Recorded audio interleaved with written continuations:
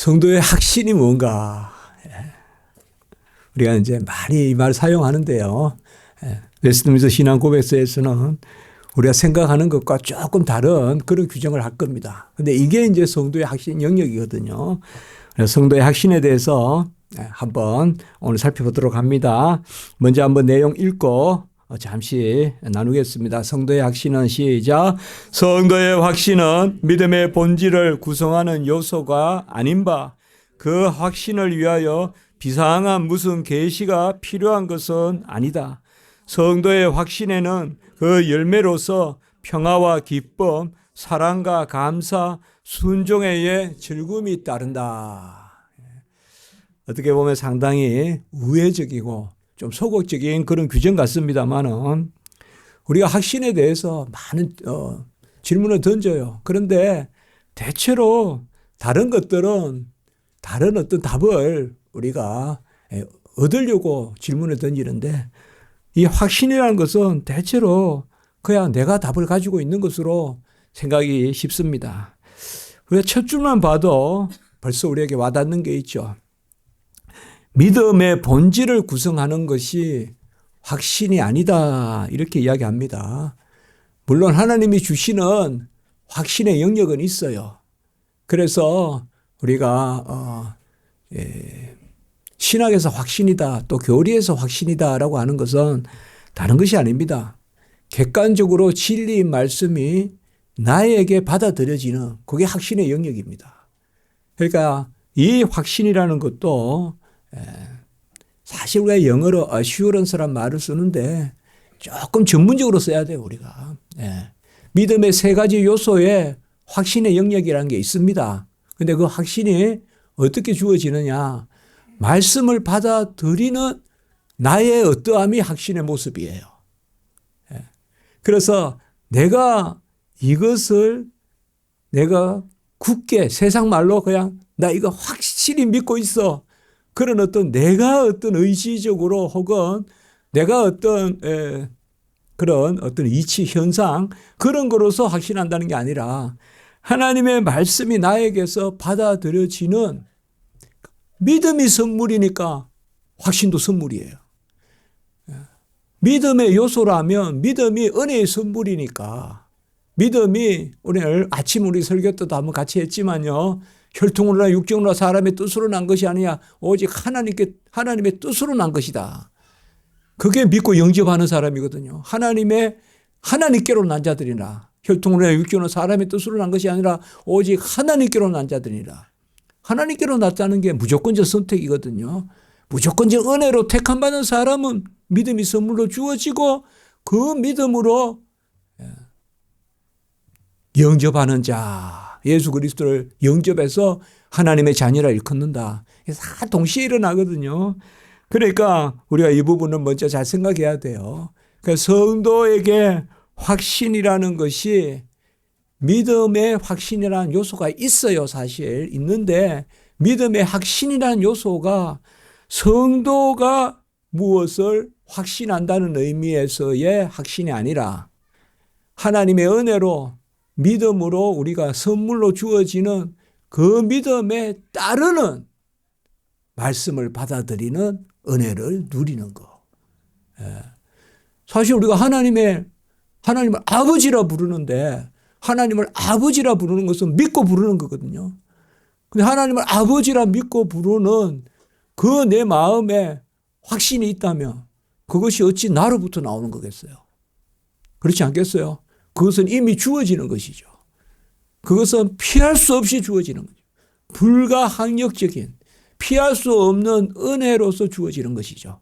그런 측면에서 우리가 확신도 없이 어떻게 믿냐? 확신도 없이 이제 그렇게 조금 세상적으로 말하는 그런 의미에서의 확신. 내가 헤아리는 것으로서의 확신은 믿음의 본질을 구성하지 않는다. 그런 것이죠. 우리가 1000명을 다 세워놓고 확신합니까? 확신합니까? 확신합니까? 그러면 누구는 확신한다. 누구는 확신하지 않는다. 아마 그냥 막 도레미파솔라시도 막 음계보다 더 많을 거예요. 아마 사람들의 마음은. 그러나 이거 무슨 객관적 데이터도 없고 그 막 끝내는 뭐만 남느냐? 주관적인 어떤 그러한 정서적 성향만 남아요. 어떤 사람은 동일한데 모든 것이 동일한데 그 사람은 확신하지 않는다고 말할 수도 있고 어떤 사람은 그거보다 훨씬 못한데 나는 또 확신한다라고 말할 수도 있어요. 그러면 잘못하면 확신하는 게 또 의가 돼요. 확신하는 게 믿음이 된다고요. 우리가 그런 거 있잖아요. 내가 확신 안 하는데 옛날에는 막 손들으라고 막 그런 게 있었어요. 요새는 그런 건 이제 못하게 해요, 사실. 이제 다 이렇게 세신자 초청하고 이런 거 할 때 옛날에 보면 이제 영접하시고 확신하시면 손들어 보십시오. 그러면 어떤 사람은 이거 들어야 되나 말아야 되나 우살 보고 나도 이제 다 들으니까 나도 들어야 되는가 보다. 이제 그렇게 할 수도 있거든요. 사실 그런 면에 이제 확신은 아닙니다. 확신을 위하여 비상한 무슨 계시가 필요한 것도 아니고 비상한 이거는 뭔가 별다른 뭐가 내가 그때 뭐 이런 것을 겪어가지고 내가 그때 하나님을 믿는 어떤 표를 받아 내가 보게 되었어. 그래서 그때부터 확신했다.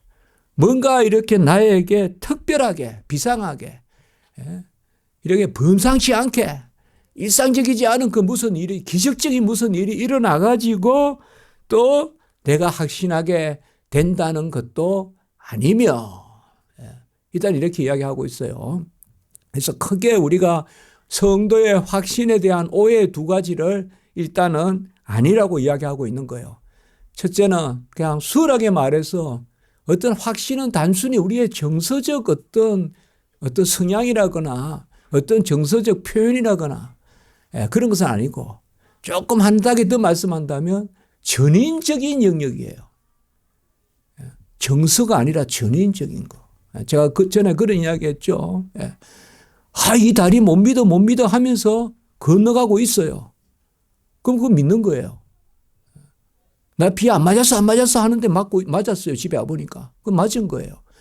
그러니까 우리가 어떤 인식하고 우리가 어떤 느끼고 그것이 전인적인 건 아니에요. 우리 한 사람이 움직이는 거죠. 우리 교회에 출석했어요. 예배 드렸어요. 이것은 내 정서도 내 몸도 또 내 의지도 모든 게 작용해서 짐승적으로 오는 거 아니라고요. 우리가. 지정의를 가지고 하나님의 형상을 가지고 또 거듭난 거룩함과 또 어떤 지식과 또 의로움과 이런 또 거듭난 것들 가운데 온단 말이에요. 우리가. 그런데 내 정서라는 거 하나 가지고 이 모든 것을 판단한단 말이에요. 사실상 내가 하나님께 예배 드려도 기쁨이 없다. 예배 드려도 나는 하나님께 도무지 올려지는 그것은 아니에요, 사실. 우리가 예배 드린다는 표현을 쓰잖아요. 구약에 무슨 양이 느끼고 드립니까? 그러니까 기본적으로 물론 우리가 아무것도 마음과 뜻과 정성을 다하여 하나님을 사랑하는 우린 그러한 자원적인 예배예요. 그러나 자원적이라는 것은 내 정서로만 해야지 말라고요. 많은 경우 사탄의 마귀가 우리 감정을 치고 들어와요. 우리 감정을 치고 들어온다고요. 내 감정은 다 옳다고 여기게 한다고요. 그래서 내 감정이 상하면 다 상하는 것이고 내 감정이 좋으면 다 좋은 것이고 이렇게 우리를 유혹한단 말이에요. 그래서 우리가 간혹은 출렁출렁하는 그러한 어떤 것이 아니라 계속 눅눅이 깔려 있는 것을 봐야 되거든요. 그래서 우리가 주일날 예배 왔잖아요. 예배 와서 또 하나님 앞에 기도하고 그 전체가 하나님의 자녀됨의 확신의 표예요. 그 전체가. 그렇잖아요. 우리가 짐승 하나도 여기 못 데려 들어와요, 지하에. 근데 사람이 내 발걸음으로 여기 왔단 말이에요. 그 주일 오후에 이 화창한 봄에 어디 저 야유회 안 가고 여기 모여서 지금 우리가 말씀 듣는단 말이에요. 이런 것들을 우리가 전체적으로 감사해야 돼요. 이런 것들이 전체적으로 우리의 어떠함과 하나님의 어떠하심과 우리의 뜻과 하나님의 뜻과 우리의 정서와 하나님의 그러한 이런 것을 우리가 불례라고 하는데 하나님의 마음과 우리의 정서와 하나님의 아심과 내가 너를 아노라. 우리가 하나님을 아는 거. 양은 목자의 음성을 듣고 목자는 양의 음성을 듣고 우리가 설교했지 않습니까? 이런 게 다 조합돼 가지고 독수리의 날개 실듯이 해서 여기 우리의 지금 이 자리에 있는 거예요. 아멘. 그러니까 내가 이 자리에 있는 게 확신의 요소예요, 사실. 그러니까 너무 내가 어떠하다라는 내 그 정서가 어떻게 절대 기준이 될 수 있냐 이 말이에요. 내가 아주 기분이 좋고 딱 좋으면 그게 좋고 내가 그렇지 않으면 나쁘고 그게 아니잖아요. 그래서 그러니까 우리가 성도가 우리가 그런 때가 있어요. 저 자신도 뭔가 이렇게 막 찌뿌둥해요. 뭔가 좀 이렇게 탁탁탁탁 막 자꾸 걸려요. 막 자꾸 막 쭉쭉 쌩쌩 나가지 않고. 그러나 그럴 때가 더 하나님께 묶을 때예요, 우리를. 그게 하나님께 더 우리를 밀착시킬 때라고요. 그래가지고 팍 은혜가 돼요. 제가 그런 걸 많이 살면서 그래서 탁 하나님이 은혜가 돼요. 뭔가 탁 이거 막 팍팍 이렇다고요. 그럴 때 기도하면 눈물이 나고 그럴 때 하나님의 참 감싸움이 있고 보듬으심이 있고 그게 탁 한단 말이에요. 나로부터 좋다. 나로부터 싫다. 좋으면 좋고 내가 좋으면 좋고 내가 싫으면 싫고 이러면 어찌 하나님이 감싸시겠냐 이 말이에요. 그거. 그러니까 항상 우리가 그런 마음이에요. 그래서 전인적으로 보라. 전인적으로 나의 나된 것은 역시 그것도 존재적 신앙을 가져야 된다. 너무 소유, 심리, 윤리 이런데 기복 뭔가 손에 하나 들려 있으면 하나님이 더 좋고 뭔가 내가 기분이 좋으면 심리 하나님 더 좋고 내가 좀 더 뭐 착한 것 같으면 또 하나님이 더 좋고 그것도 다 넘어가야 돼. 다 넘어가야 돼.